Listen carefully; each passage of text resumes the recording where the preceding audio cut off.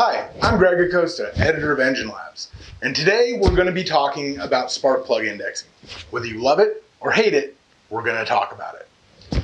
So the theory of indexing your spark plugs is that you want to align each plug so that your ground strap is 180 degrees away from the center of your intake valve.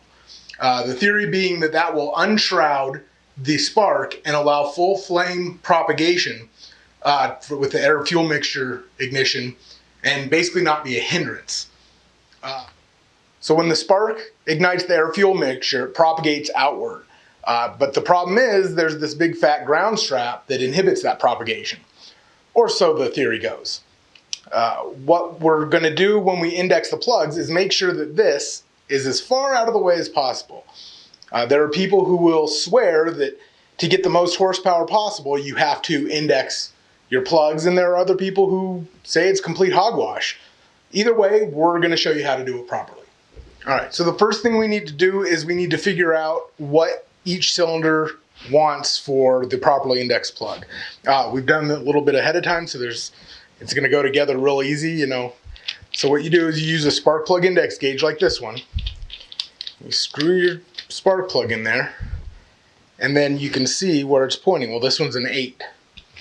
So we happen to know this one's perfect for this guy, for this cylinder. So we screw that in there. We see that that's oriented properly, so we know this cylinder is an 8. Well, luckily we have a number 8 spark plug. That fits. But what happens if you don't? So no matter how well manufactured a spark plug's threads are, they will never line up in the same spot plug to plug. Well, there's a 1 in 8 chance. This one, for example, is a 3, where the other one was an 8.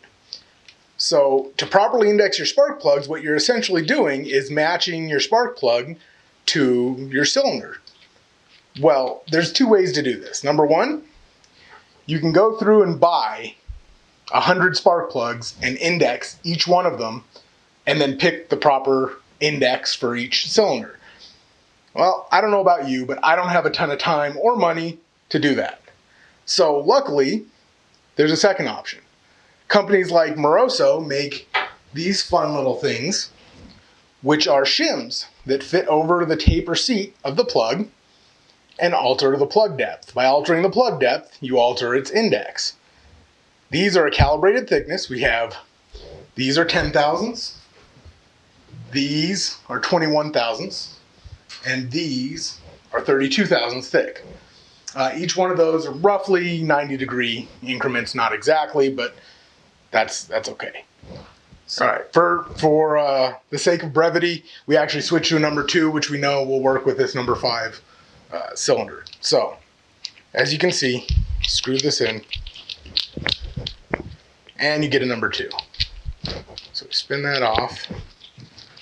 We know by doing a little bit of math, or reading the instructions, but who does that the copper 10 thousandths shim should take that 2 to a number 5. So we spin it down, and would you look at that, it's a number 5. So the proof of the pudding is in the eating, right? So we know this is a number 2 plug, and we know this cylinder, because we've written a number 5 on there because we went and checked it. Thread that in there, and like magic, that ground strap is in the right spot. All right, so as you can see, for this cylinder head, this was a number 8. Obviously, we have a number 8 that fits, so there's no shim. This is a number 3 with the 21 thousandths shim for a number 5. Then we have a number 3 for a number 3, obviously no shim. And this was the one we just showed you, which is a number 2 with the 10 thousandths shim, and that should index correctly. So as you can see here, with all of them properly indexed, we have the ground strap 180 degrees away from the center of each of the intake valves, and in theory, providing the minimal amount of hindrance to the flame propagation when each combustion event occurs.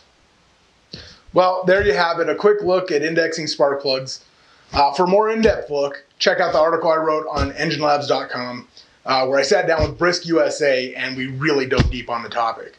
As to whether or not it's worth it on the dyno, only you can answer whether it's worth it, but whether it's worth power, well, as soon as this engine is ready for the dyno, we'll be testing that and we'll bring you the results. Until then, thanks for watching.